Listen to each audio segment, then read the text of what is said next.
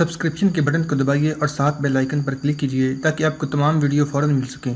اس video پسند آنے کی صورت میں اسے لائک، کمنٹ اور شیئر کرنا مت بھولیں۔ دونوں کہیں رکنے کی بجائے گھوڑے دوڑاتے گئے اور واپس آئے ہوئے چھاپا ماروں تک جا پہنچے۔ ان کی توقع کے خلاف چھاپا ماروں نے فتح اور کامیابی کا کوئی نعرہ نہ لگایا۔ ان کے کمانڈر کے چہرے پر مایوسی چھائی ہوئی تھی۔ میں ناکامی کی خبر نہیں سنوں گا، بجرائے نے غصے سے کانپتی ہوئی آواز میں کہا۔ کمانڈر نے بجرائی کی طرف رحم طلب نگاہوں سے دیکھا اور منہ سے کچھ نہ کہا۔ تمام سوار اور پیادے رک گئے تھے۔ بجرائے ان سب کے ارد گرد گھوما، ان سب کے چہروں کو دیکھا۔ ان سب میں کوئی ایک بھی زخمی نہیں تھا۔ بجرائے واپس کمانڈر تک آیا، اس کی تلوار کا دستہ پکڑ کر بڑے زور سے تلوار نیام سے نکالی اور تلوار کو دیکھا۔ تلوار چمک رہی تھی۔ تلوار ویسی ہی ہے جیسے گئی تھی، بجرائے نے کہا۔ نیام سے نکلے ہی نہیں، اس نے گرج کر کہا، تم بولتے کیوں نہیں؟ مہاراج کی جے ہو، چھاپا ماروں کے کمانڈر نے بے جان سی آواز میں کہا۔ ہم مسلمانوں کے پڑاؤ تک پہنچ ہی نہیں سکے۔ کیوں؟ بجرائے نے سخت غصیلی آواز میں پوچھا۔ کہاں مر گئے تھے تم؟ یا ڈر کر وہاں تک پہنچے ہی نہیں؟ مہاراج نے ہماری رہنمائی کے لیے جو آدمی بھیجے تھے وہ ہمیں اس جگہ لے گئے جہاں بتایا گیا تھا کہ محمد بن قاسم نے پڑاؤ کیا ہے، چھاپا ماروں کے کمانڈر نے کہا، لیکن وہاں کچھ بھی نہیں تھا۔ پھر وہ کہنے لگے کہ انہیں غلطی لگی ہے، اور وہ یہ کہ ہمیں وہاں سے بہت دور ایک اور جگہ لے گئے، وہاں بھی کچھ نہیں تھا۔ اس طرح وہ ہمیں گھماتے پھراتے رہے اور پو پھٹنے لگی۔ شب خون کا وقت گزر گیا تھا، واپس آ جانا ہی بہتر تھا۔ اگر ہم دن کی روشنی میں اتنے بڑے لشکر کے ساتھ جاتے اور مہاراج جانتے کہ ہمارا انجام کیا ہونا تھا۔ اس کمانڈر کی تلوار ابھی تک بجرائے کے ہاتھ میں تھی، غصے سے وہ جل رہا تھا۔ اس نے بڑی تیزی سے تلوار گھمائی اور یہ تلوار کمانڈر کی گردن کو کاٹتی ہوئی آگے نکل گئی۔ کمانڈر کا سر زمین پر جا پڑا اور اس کا دھڑ گھوڑے سے لڑک آیا۔ اس کا خون زمین کو لال کرنے لگا۔ اس کا سر جھیل میں پھینک دو، بجرائے نے کہا۔ وہ دو آدمی کہاں ہیں جو انہیں محمد بن قاسم کے پڑاؤ تک لے جانے کے لیے ساتھ بھیجے گئے تھے؟ وہ دو گائیڈ تھے جنہوں نے بتایا تھا کہ مسلمانوں نے فلاں جگہ پڑاؤ کیا ہے۔ انہیں اس تمام نفری میں دیکھا گیا۔ وہ ان چھاپا ماروں میں نہیں تھے، وہ وہاں سے بھاگ نہیں گئے تھے، وہ گھوڑوں پر سوار تھے۔ اس اجتماع میں سے نکل کر باقی سب کو نظر آ جاتے۔ ان چھاپا ماروں کے نائب کمانڈر نے بتایا کہ واپسی پر وہ ان کے ساتھ نہیں تھے۔ ایک پیادہ چھاپا مار اپنے کمانڈر کے جسم سے جدا کیا ہوا سر اٹھا کر جھیل کی طرف بھاگا جا رہا تھا۔ یہ وہی جھیل تھی جس میں ایک کنواری لڑکی کا سر پھینکا گیا تھا۔ کچھ دیر بعد اس کمانڈر کا سر بھی اسی جھیل میں پھینک دیا گیا جس کی فتح کے لیے ایک لڑکی کا سر کاٹا گیا تھا۔ جھیل کے کنارے چاندی کی ایک خالی تشتری پڑی ہوئی تھی۔ ان چھاپا ماروں کے دونوں گائیڈ کہیں بھی نظر نہ آئے۔ بجرائے نے حکم دے دیا تھا کہ جہاں کہیں وہ ملیں وہیں ان کے سر کاٹ کر اسی جھیل میں پھینک دیے جائیں اور ان کے جسموں کو جلانے کی بجائے قلعے سے دور پھینک دیا جائے۔ وہ دونوں بجرائے اور کاکا کو نہیں مل سکتے تھے۔ وہ اس وقت مسلمانوں کے کیمپ میں بجرائے کے عتاب سے محفوظ بڑے آرام سے بیٹھے تھے۔ یہ وہی دو جاسوس تھے جو ایک بوڑھی عورت اور دو لڑکیوں کو ساتھ لے کر ایک شام سیوستان کے قلعے میں پناہ گزین بن کر داخل ہوئے تھے اور انہیں شعبان سقفی نے پکڑ لیا تھا۔ انہوں نے اعتراف کر لیا تھا کہ وہ جاسوس رہیں۔ محمد بن قاسم کے حکم سے انہیں چھوڑ دیا گیا تھا۔ اس آخری پڑاؤ میں جب محمد بن قاسم فجر کی باجماعت نماز سے فارغ ہو کر اپنے خیمے کی طرف جا رہا تھا تو دو گشتی سنترے ان دونوں ہندوؤں کو پکڑ کر لائے۔ پہلے وہ انہیں شعبان سقفی کے پاس لے گئے اور اسے بتایا کہ وہ دونوں شعبان سقفی سے ملنا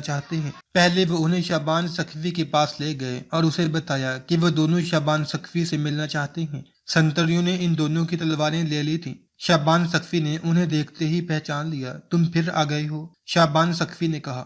اب کوئی اور لڑکیاں لائی ہو، لیکن اب تمہیں زندہ نہیں جانے دیا جائے گا۔ وہ تو ہمارے سالار اعلیٰ کی رحم دلی تھی کہ تم سب کو چھوڑ دیا گیا تھا۔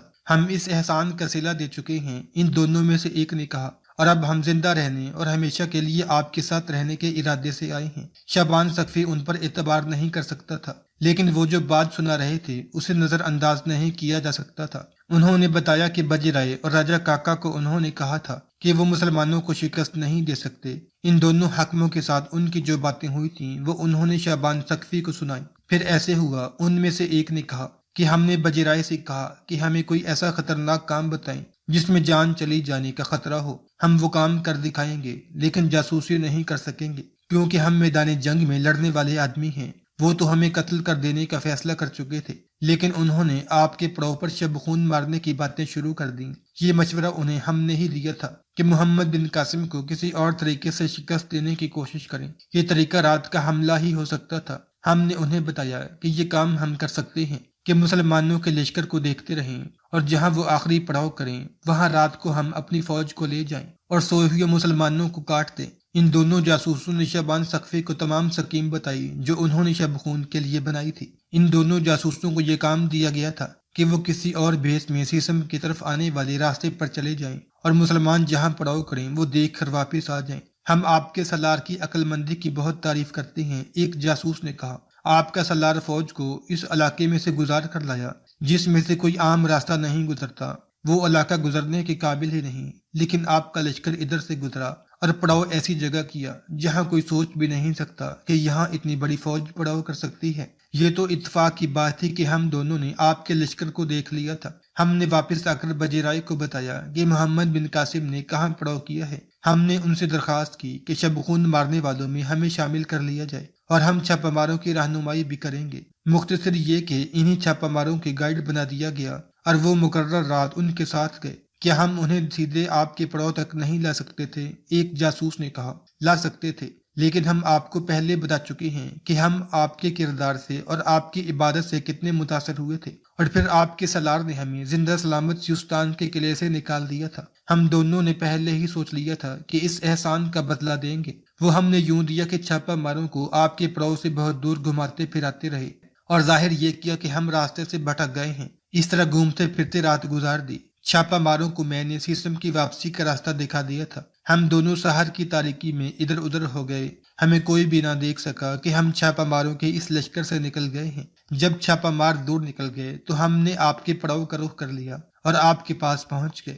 آپ حاکم ہیں، آپ چاہیں تو ہمیں مروا دیں، لیکن ہم اسلام قبول کرنے آئے ہیں۔ کیا تمہیں اپنے مذہب سے اتنی زیادہ نفرت ہو گئی ہے؟ شعبان ثقفی نے پوچھا۔ پہلے نہیں تھی، ان میں سے ایک نے کہا۔ ایک تو آپ کی عبادت نے ہمارے دل اپنے مذہب سے پھیر دے ہیں، اور اب اپنے مذہب سے نفرت اس لیے ہوئی ہے کہ اپنے شب خون کی کامیابی کے لیے سیسم کے مندر میں ایک نوجوان کمواری لڑکی کی جان کی قربانی دی گئی ہے اور اس کا سر کاٹ کر جھیل میں پھینک دیا گیا تھا۔ اس نے شعبان ثقفی سے پوچھا، کیا آپ بھی انسانی قربانی دیا کرتے ہیں؟ ہاں، شعبان ثقفی نے جواب دیا، ہم انسانی قربانیاں دے کر ہی یہاں تک پہنچے ہیں، لیکن ہم کم سن اور کمواری لڑکیوں کی قربانی نہیں دیا کرتے، بلکہ انہی کی جان اور انہی کی عزت پر اپنی گردنیں کٹوا دیا کرتے ہیں۔ اور یہ کمواریاں ہمارے مذہب کی ہوں یا کسی اور مذہب کی، ظلم و ستم دیکھیں، ایک جاسوس نے کہا۔ جس لڑکی کی گردن کاٹی گئی تھی اس کے خون کے چینٹے اس راستے پر ڈالے گئے تھے جس راستے پر چھاپہ ماروں نے روانہ ہونا تھا۔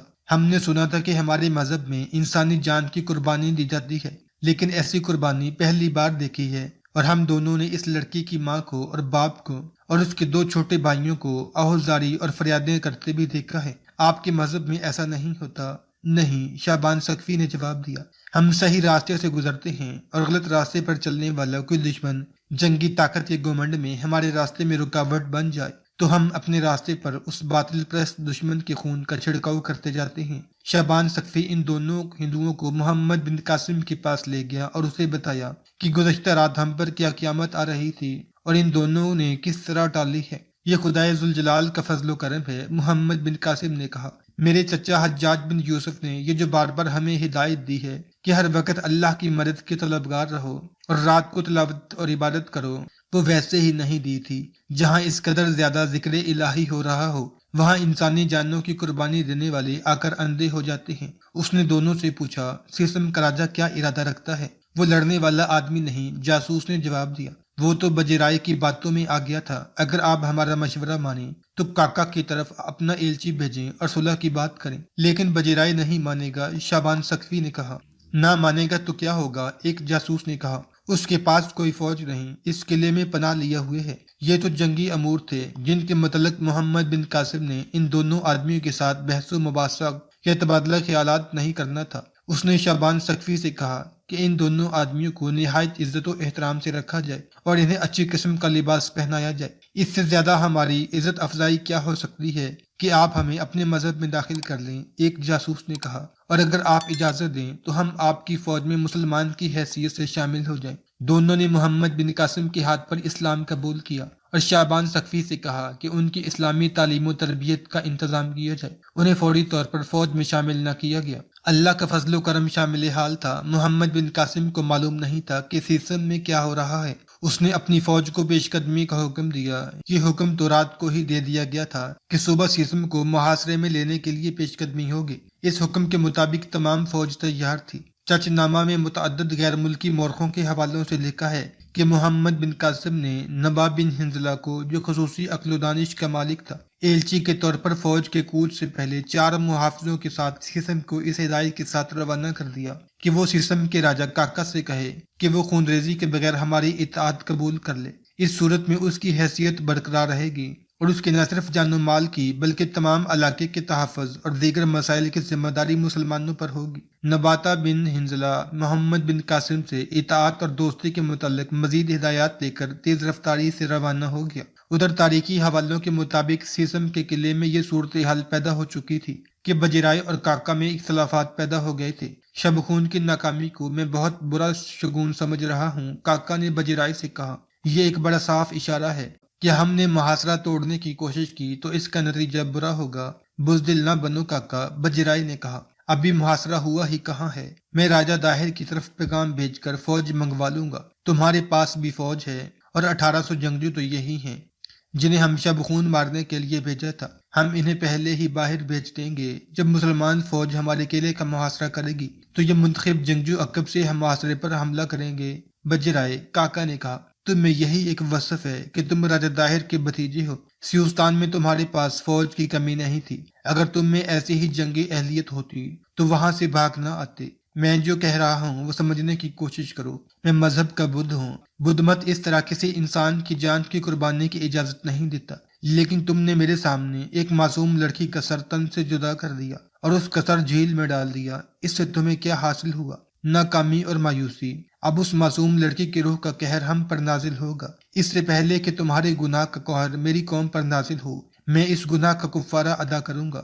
اس کی ایک ہی صورت ہے کہ میں اپنے علاقے میں اپنی آنکھوں کے سامنے اپنے لوگوں کا خون نہ بہنے دوں۔ تو کیا تم مجھے مسلمانوں کے حوالے کرنا چاہتے ہو؟ بجرائے نے پوچھا۔ ہونا تو یہی چاہیے، کاکا نے کہا۔ جس تشریح میں تم نے ایک معصوم لڑکی کا سر کٹوا کر رکھا تھا اور جس پر تم محمد بن قاسم کا سر رکھنا چاہتے تھے، اس تشریح پر تمہارا سر رکھا جائے، لیکن میں تمہارے ساتھ بے وفائی نہیں کروں گا۔ تم یہاں سے نکل جاؤ۔ بجرائے نے دیکھا کہ اپنے ساتھ فوج نہ ہونے کی وجہ سے وہ مجبور اور بے بس ہے اور کاکا مسلمانوں کے ساتھ دوستی کا معاہدہ کرنے کا فیصلہ کر چکا ہے، تو وہ اپنے خاندان کے ساتھ قلعے سے نکل گیا۔ کاکا اسے رخصت کر کے قلعے کی دیوار پر چڑھ گیا اور اس طرف دیکھنے لگا جس طرف سے محمد بن قاسم کی فوج کی آمد کی توقع تھی۔ اسے دور دور تک گرد اڑتی نظر نہ آئی۔ وہ دیوار پر ٹہلتا رہا۔ کچھ دیر بعد اسے دور سے 5 گھڑ سوار نظر آئے۔ وہ دیوار پر کھڑا دیکھتا رہا۔ وہ قلعے کے صدر دروازے کے اوپر کھڑا تھا۔ سوار قریب آئے تو اسے ان کے لباس اجنبی سے لگے۔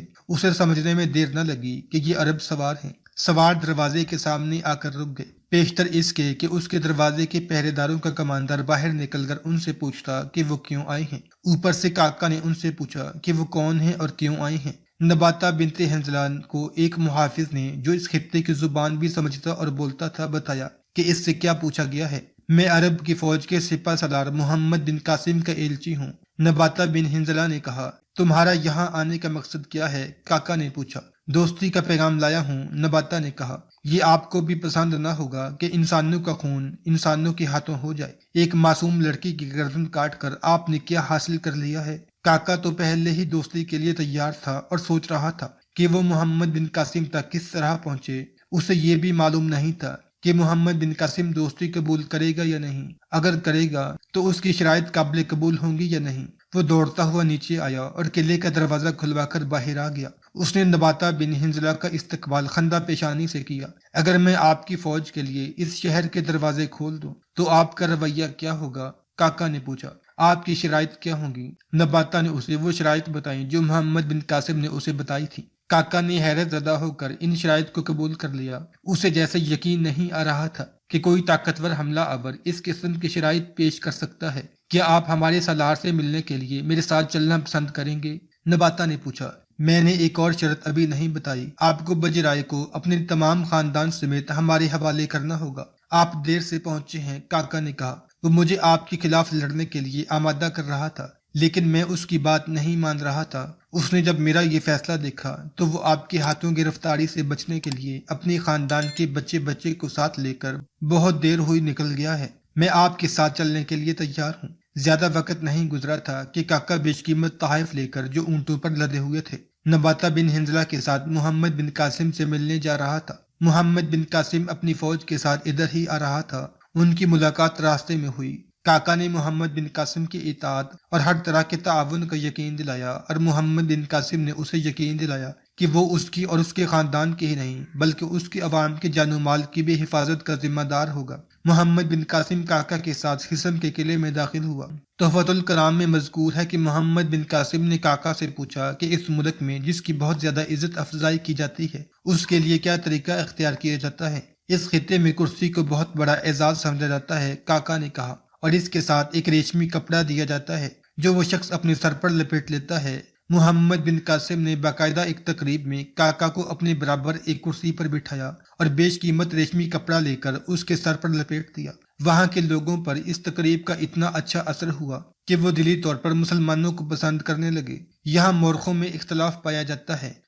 دو نے لکھا ہے کہ کاکا بجرائے کو قلعے میں چھوڑ کر محمد بن قاسم سے ملنے کے لیے چلا گیا تھا، اور نباتہ بن حنظلہ اسے راستے میں ملا تھا جو اسے محمد بن قاسم کے پاس لے گیا تھا، اور اس نے اطاعت قبول کر لی تھی۔ اور محمد بن قاسم جب سیسم گیا تو شہر کے دروازے بند تھے اور بجرائے مقابلے کے لیے تیار تھا۔ 2 دن لڑائی ہوتی رہی، آخر بجرائے مارا گیا اور قلعہ فتح ہو گیا۔ ایک روایت یہ ہے کہ بجرائے سیسم سے بھاگ گیا تھا اور مسلمان سواروں نے اس کا تعاقب کر کے اسے مار ڈالا تھا۔ 1-2 حوالے ایسے بھی ملتے ہیں جس سے پتہ چلتا ہے کہ بجرائے ایک جھڑپ میں مارا گیا تھا۔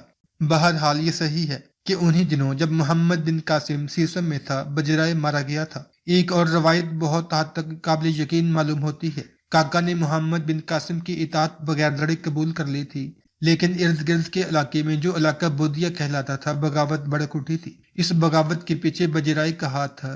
یہ علاقہ کاکا کے زیر نگین تھا۔ اس نے اپنے آدمیوں کو بھیج کر باغیوں کو سمجھانے کی کوشش کی، لیکن باغی تعداد میں بھی اور تقریبی کار سرگرمیوں میں بھی بڑھتے گئے۔ کاکا نے آخر محمد بن قاسم سے کہا کہ وہ باغیوں کے سرکوبی کا جو طریقہ بہتر سمجھتا ہے وہ طریقہ اختیار کرے۔ محمد بن قاسم نے اپنے ایک نائب سالار عبد الملک بن قیس کو فوج کی کچھ نفری دے کر حکم دیا کہ وہ باغیوں کی بستیوں پر حملے کرے، قتل کرے، آگ لگائے اور جو کارروائی بہتر سمجھتا ہے کرے۔ باغی گروہ فوج کے بیرونی چوکیوں پر حملے کرتے اور لوگوں کے گھروں کو لوٹتے تھے۔ عبد الملک بن قیس نے باغیوں کے ٹھکانوں پر حملے شروع کیے۔ بعض مقامات پر باقاعدہ لڑائیاں لڑی گئیں، اور ایسی ہی ایک لڑائی میں جب باغی اپنی بہت سی لاشیں چھوڑ کر بھاگے تو ان کے جو آدمی قید ہوئے تھے انہوں نے بتایا کہ ان لاشوں میں بجرائے اور اس کے 2-3 سرداروں کی لاشیں بھی ہوں گی۔ لاشوں میں دیکھا گیا بجرائے کی لاش مل گئی۔ اس کے مرنے سے اور عبد الملک بن قیس کی زبردست اور تباہ کن کارروائیوں سے باغی دب گئے۔ باغیوں کے ٹھکانوں سے بڑا قیمتی مال غنیمت ہاتھ لگا۔ اس میں چاندی اور سونے کی افراد تھی، کپڑا اور اناج تو بے حساب تھا۔ قیدیوں سے پتہ چلا کہ یہ بجرائے کا بندوبست تھا جو اس نے تھوڑے سے عرصے میں کر لیا تھا۔ وہ باغیوں کی تعداد بڑھاتا چلا جا رہا تھا۔ اگر محمد بن قاسم بروقت سرکوبی کی مہم شروع نہ کرتا تو وہ باغیوں کے نرغے میں آ جاتا۔ مختلف قبائل کے جو سردار باغی ہو گئے تھے وہ محمد بن قاسم کے پاس عام معافی کی درخواست لے کر آ گئے۔ انہیں اس شرط پر معاف کر دیا گیا کہ وہ 1000 درہم سالانہ خراج ادا کیا کریں گے۔ انہوں نے شرط قبول کر لی۔ محمد بن قاسم نے مالی غنیمت میں سے بیت المال کا حصہ بصرہ روانہ کر دیا اور حجاج کو سیسم کی فتح اور باغیوں کی سرکوبی کی تفصیلات لکھی۔ سیسم کے لیے محمد بن قاسم نے 2 حاکم مقرر کیے، ایک کا نام عبد الملک بن قیس اور دوسرے کا حمید بن ودا نجدی تھا۔ محمد بن قاسم اگلی پیش قدمی کی تیاری کر رہا تھا کہ حجاج کا خط آ گیا جس میں اس علاقہ بودیا کی فتح پر خوشی کا اظہار کیا گیا تھا۔ حجاج نے اس خط میں یہ حکم بھیجا کہ اب آگے بڑھنے کا ارادہ ملتوی کر دو اور نیرون واپس چلے جاؤ۔ فوج کو آرام دو، نفری اور ساز و سامان کی کمی کو پورا کرو اور رج داہر کے مقابلے کے لیے نکلو۔ اسے میدان میں للکارو، اسے ایسی شکست دو کہ تمہارے قدموں میں آ گرے، پھر اٹھنے کے قابل نہ رہے۔ تم جب اس راجہ کو تباہ کر لو گے تو تم پر ہندوستان کے دروازے کھل جائیں گے، تمہارے مقابلے میں کوئی نہ ٹھہر سکے گا۔ نماز اور دعا کو نہ بھولنا، تم نے عبادت، تلاوت قرآن اور دعا کے کرشمے دیکھ لیے ہیں، اللہ تمہارے ساتھ ہے۔ یہ خط ملتے ہی محمد بن قاسم سیسم کا بندوبست اپنے حاکموں کے سپرد کر کے نیرون کو روانہ ہو گیا۔ اس نے سیسم میں فوج کا کچھ حصہ چھوڑا اور باقی فوج کو اپنے ساتھ لایا تھا۔ وہ سیستان میں ہی رک گیا۔ وہاں سے روانہ ہونے ہی والا تھا کہ چنا قوم کے بہت سے آدمی اس کے پاس آئے۔ انہوں نے بتایا کہ وہ دونوں جاسوس جو لڑکیوں کو ساتھ لائے تھے اور اب اسلام قبول کر چکے تھے، اپنی ذات کے سرداروں سے ملے اور انہیں بتایا کہ مسلمان کیا ہیں اور اسلام کیا ہے۔ وہ مسلمانوں کی نماز اور ان کی حسن سلوک سے اتنے متاثر ہوئے تھے کہ جہاں جاتے اسی کا ذکر کرتے تھے۔